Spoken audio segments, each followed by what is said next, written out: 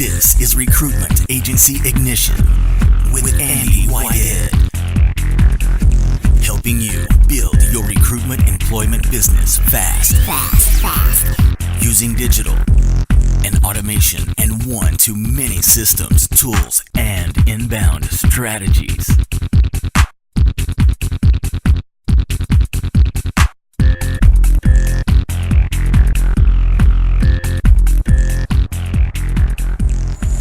What we want to make sure we do is we now want to look at your business and we want to be adding VAs to it and we want to plan that process, but we also want to be removing you from managing the VAs. We want to put a structure in place whereby you've got engagement with one, maybe two, maybe three people in your business, depending on how your business is structured. Your business may be structured, depending on what it is. You might have a, let's call it lead, stroke candidate side. So that's going to be your LinkedIn campaigns, your double R, that type of thing. You might have I call it a sales stroke candidate engagement person. Then you might have a part-time bookkeeping finance person. What we want is you to be engaging with these three people or whatever your structure is going to be. Now, for most of you, this structure is where we want to be moving to first of all.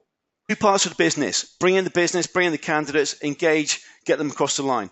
Now, that may break down to a set of subtasks, of course it will. But what we don't want to do is put a flat structure in place with you engaging the entire process of candidates, the entire process of leads, the entire process of data, the entire process of social media, right the way through to engagement. Before you know it, you've got a team of 5, 6, 7, 8, 9, 10 people, and you're back to managing. And lots of you, Jeff, 100 people.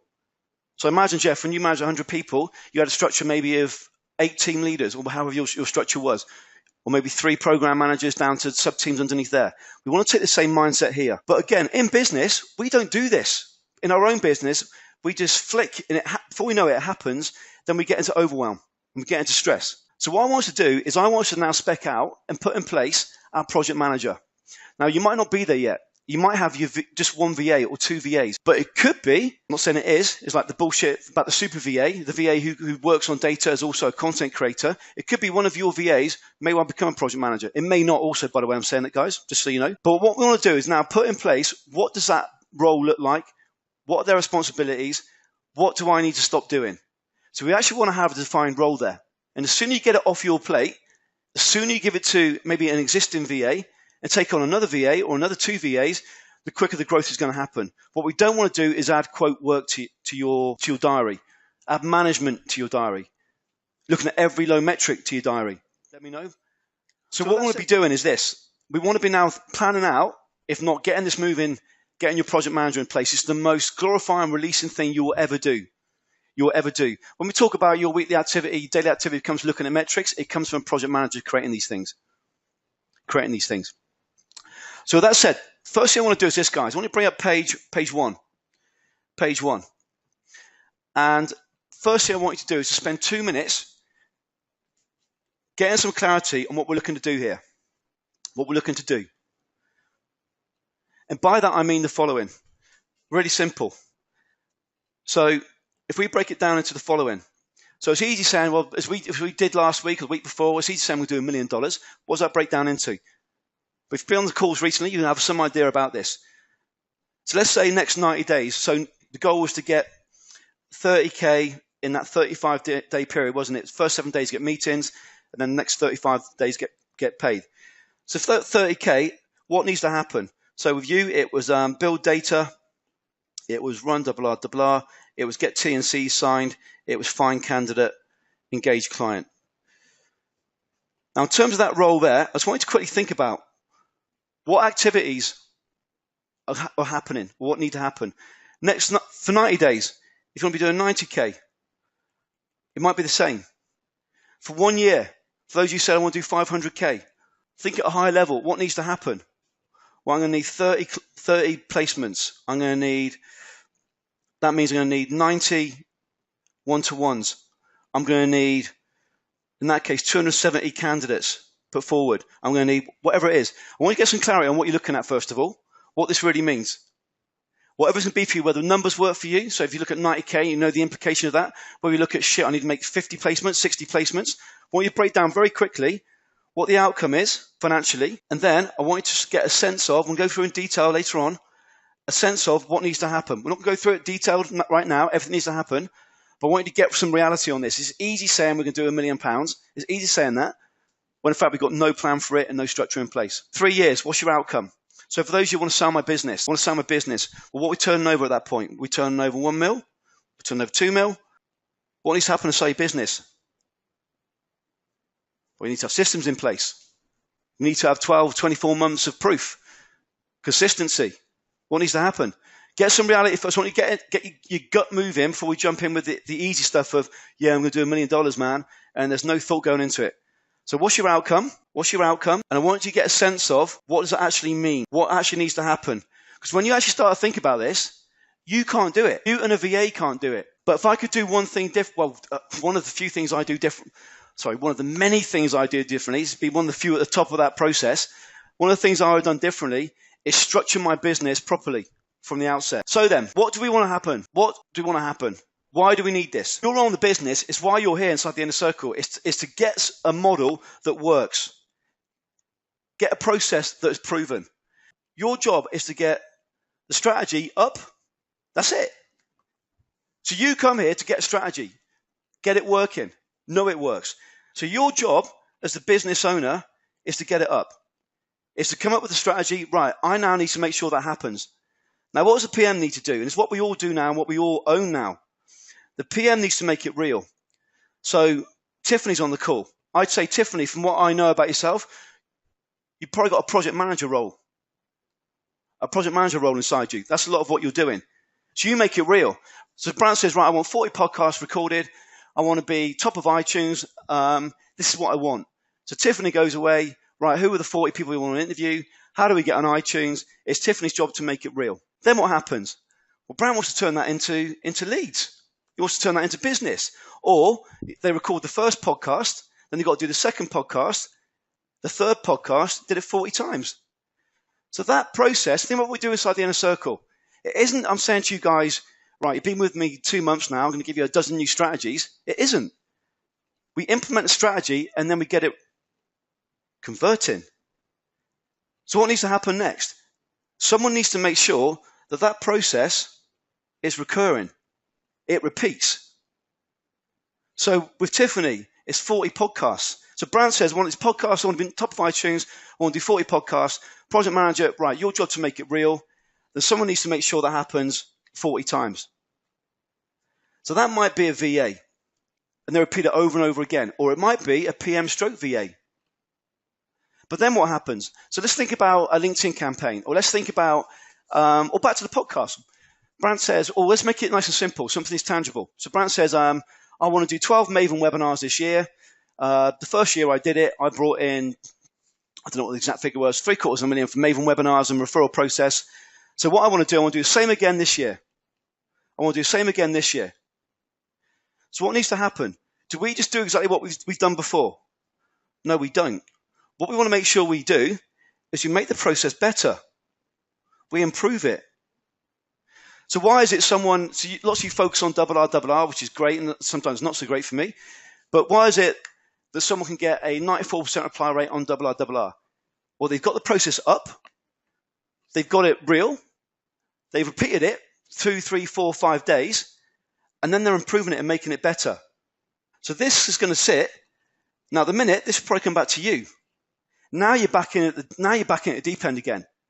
So you've got the process up. You look at the metrics, it's 10%. You have your weekly meeting, and before you know it, you're back in it. This is where we need to move away from. So this is where we need a PM or some form of manager who understands the process. So remember, your job as a business owner is to get the damn thing up. It isn't to run it. It isn't to do it. It isn't to be part of the repeating process. So if you're going to get into the multiple sevens or even to the sevens, you're not going to be doing the same thing over and over again. Brant, I imagine, wasn't part of that low level doing the 40 podcasts, apart from the doing. So when we think about what we're actually doing, we need to make sure we've got a process here.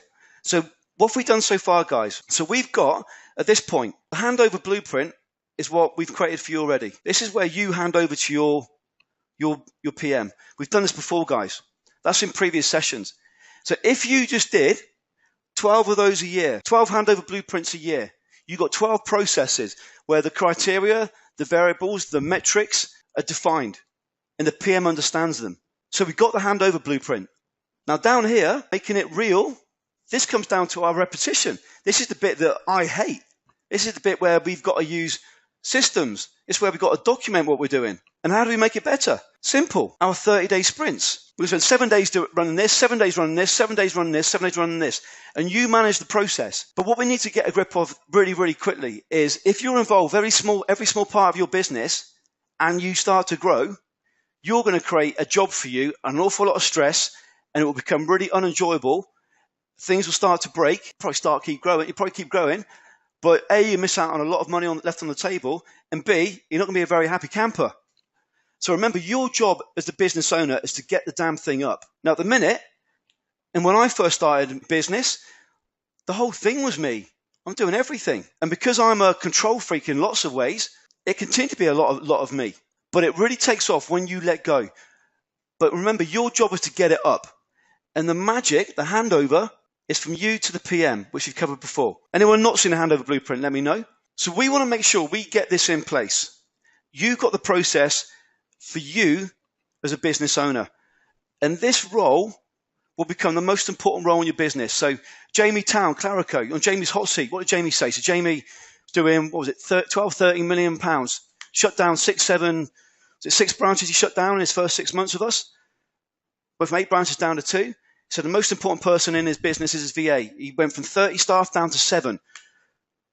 So it took a lot of balls trusting the inner circle process. But he said the most important business is his VA, most important person. Sacked his sales director.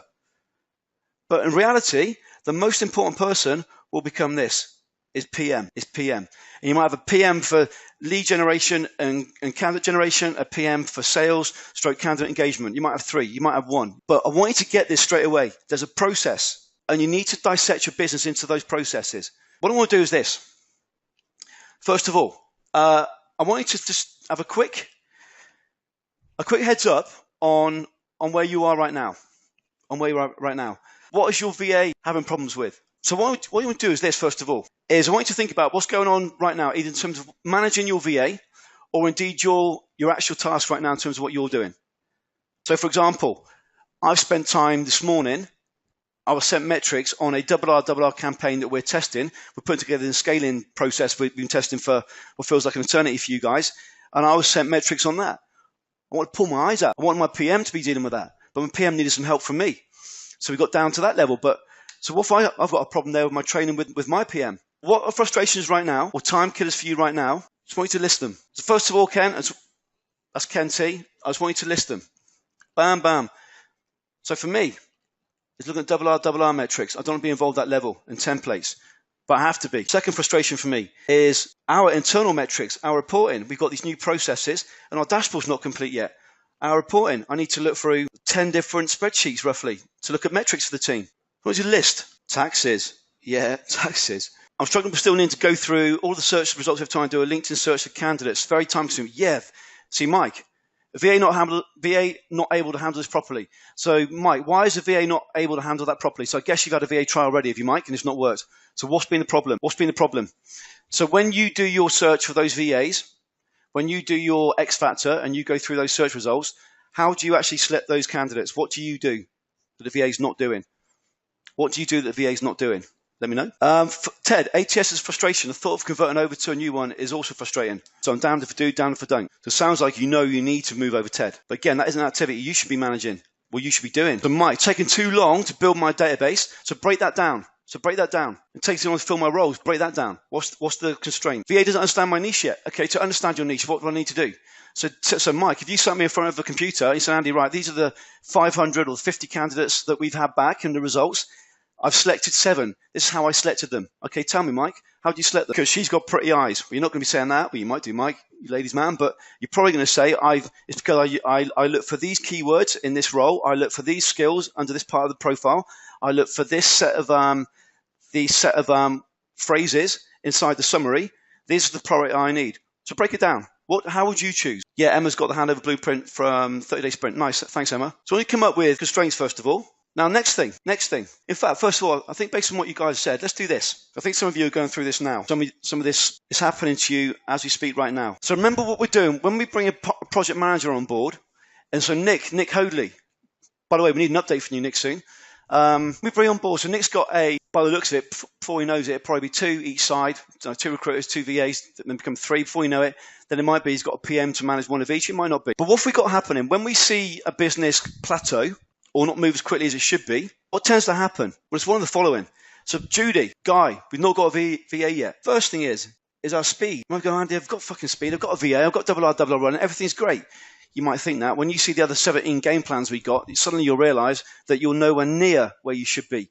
Because you've got double R running, there's a whole arsenal of skills, opportunity, tools, weapons. As Ben Palmer said, he said, when you go through these tools, these game plans, it's like going to a fist fight with a bazooka. And some of you are only at step 1 where you're on double R and you're using conkers. Wait till you get into the later stuff. So at the minute, you might have some base things up and running, but believe me, there's bigger things to come. So it's speed. It's speed of implementation. And I mean rapidly. So if we give you a game plan, we don't want you thinking about implementing it a week later. We want the damn thing done. So the minute, what you're going to do, you're going to go to your VA and say, right, watch this session, do this. Your VA's not going to get it. Whereas a project manager who understands your business, understands the actual business model where we're moving to, is more likely to get it and can interpret that and give it in its own handover blueprint to a VA. So speed's going to become even more important. Second one, perfection. As you're doing it with your VA, you've got the perfection crap kicking in. And I suffer from that too. But then what we've got is the whole gambit here, which it sounds like some of us still haven't got in place, or lots of us, is the system side of thing. So if we're running just, for example, 1 or 2 strategies, double R, bit of data, the odd LinkedIn campaign, yeah, great. And you might be doing better now than you were a year ago. But when you look at another inner circle members, I was in his pod, and you see them in a year's time, and they're on stage speaking somewhere, or they're number 1 on iTunes, or their YouTube channel is whatever it might be. Why is that? It's because they're replicating over and over again. They're implementing new strategy. So what we need to get away from is this whole slow process of speed. And because you're on this call, either as a business owner, or you're on this call as an entrepreneur, or you're on this call as a recruiter who started their own business, the chances are that you're not very good at implementation. You're not very technical. So this whole process is going to be slow, and it's going to be bloody frustrating. So if you think you can run without a VA, or you can run with just adding new VAs, but then we get new game plans, and we go, right, you're doing great, you're doing 250K, let's get to 500,000. What got you from to 250,000 is completely different from what get you 500,000. So we need to implement new things, but we need to implement them rapidly. Next thing we need to get rid of, this perfection thing. What happens when you have a PM? They focus on the outcome. They focus on the metrics we've given them in the handover blueprint. They're not going to focus on your internal crap of fonts and all the little bits which I piss my team off about to this day. But they focus on the outcome. So the metric you want to think about in your head is this. You can do an activity 100%. But let's say you give 3 activities to a PM and they can complete it to 80%. That now means you've got 240% going on. And we got all your time free. So they're going to focus on the metrics. And what they're going to focus on is ensuring they've got a process that works. So with the systems, their job is to make sure the systems work. And it's their job to make sure the systems support the metrics we got in place. So we want to have a PM in place who takes your vision, your strategy, focuses on the outcome, focuses on systems that support the metrics we got for the 30 days, 90 days, 180 days, and we're focusing on fast. In short, what we're doing, we need to get you out of the way. Now, there might be one or two of you on the call now who are technical geniuses and you love all this low-level stuff. If you do, shout now. I've got respect for you in some ways. But most of you are not like that. And you're slowing your business down. You're actually slowing your business down. So we need to move you out of this, but it's going to be really hard for you because you're a control freak. So when we get a project manager on board, we need to make sure they focus on the big 80-20 tasks as such. So to do that, you need to have 2 things going on inside. One is you need to get out of this mindset of everything needs to be perfect. You need to get out of this everything being perfect, but you also just need to focus on the conversion points of your process. So if you've got a process of map market, build data, run campaign, deal with inbound, book into diary, You've got a 5-7-step process. Your project manager needs to ensure each one of those conversion points hit a certain conversion figure. Discover how to build your recruitment employment agency using one-to-many automation and inbound strategies before anyone else in your market specialization. Check out recruitmentmarketinginternational.com.